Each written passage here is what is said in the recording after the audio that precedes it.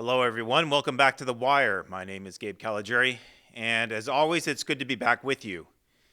Before we get into last week's developments, I just want to remind everyone that it's not too late to register for the Maranatha End Times Conference that FAI is hosting near Dallas, Texas next month, July 13th through the 15th. Our own Dalton Thomas and Joel Richardson will be keynote speakers, and we'll be hosting a special 1040 strategy luncheon with a panel of FAI leadership and field workers, and we'll be premiering FAI's new film series, Lion of Judah. If you can't make it to the conference in person, there are also live stream tickets available to purchase for $99 on the conference website, MaranathaSummit.com. See the link in the description to this video for that website. Well, it's been an eventful couple of weeks in the Middle East as always. Our first story today concerns the increase of Turkish military activity in the Kurdish majority region of northeast Syria, also known as Rojava. The escalation was highlighted last Tuesday, June 20th, after a Turkish drone strike killed a Kurdish government leader while she rode in a vehicle east of Kemlishi, a city along the Turkish border, which acts as the de facto capital of Rojava. Yusra Darwish was the co-chair of the Kemlishi Administrative Council, a civilian government position. Yusra was a teacher who had a pioneering role in Rojava's educational system and who had been recently coordinating fundraisers for Kurdish communities affected by the earthquake in Turkey earlier this year.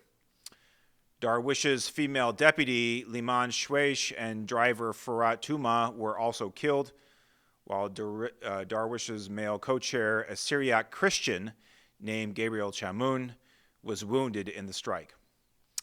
According to the Constitution of the Autonomous Government of Northeast Syria, all high-ranking government positions must be co-chaired by both a man and a woman, making the embattled region of Rojava the most progressive and egalitarian government in the Middle East, besides Israel. Tuesday's drone strike was at least the 34th conducted so far by the Turkish government this year in the Kurdish majority areas of Syria, a trend which is only accelerating now that Turkish President Recep Tayyip Erdogan won another re-election for another 5-year term in May. You can follow The Wire on Twitter at FAI_Wire for more updates on developments in Rojava and Greater Kurdistan. Our top story of the day concerns another round of escalation in the Promised Land between Jews and Palestinians in the disputed West Bank. What began as an Israeli operation in the Palestinian city of Jenin last Monday to arrest 2 suspected militants quickly devolved into an hours-long battle between Israeli security forces, Hamas, and Islamic Jihad. A roadside bomb seriously damaged an Israeli armored vehicle, which combined with rifle fire from multiple directions to pin down the Israeli convoy moving through the city.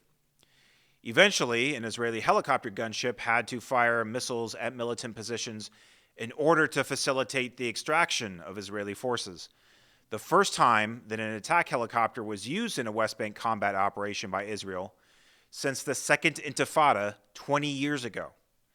2 IDF personnel and 5 members of Israel's border guard agency were also wounded in the attack, 1 seriously.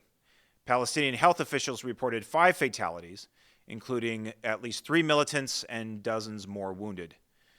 As has been the pattern after Israeli counter-terrorist operations in the West Bank, Palestinian militant groups responded with more terrorism. The day after the Jenin operation, Tuesday, June 20th, 2 members of Hamas drove into a parking lot between a gas station and a popular restaurant near the West Bank Jewish settlement of Eli. Exiting their vehicle, they shot 8 Israelis, killing 4, including 2 17-year-old young men, and wounding 4 others. One of the terrorists was shot and killed at the scene by an armed civilian. The other fled in a stolen vehicle and was later tracked down and killed by Israeli special forces about 70 kilometers away. An IDF spokesman announced that several additional battalions of Israeli troops would be assigned to duties in the West Bank soon to counteract escalating violence there. The increase of terrorism and Israeli military operations this year in and around the West Bank has claimed the lives of 24 Israelis and 126 Palestinians, the vast majority of which were militants.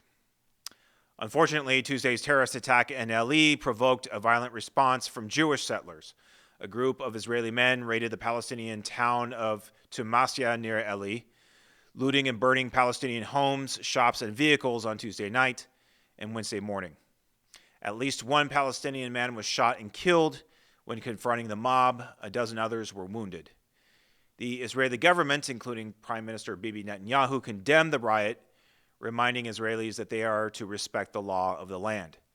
Netanyahu also announced a plan to expand the settlement community of NE by adding an additional 1,000 homes, saying, quote, "Our answer to terrorism is to strike it forcefully and build up our country," end quote.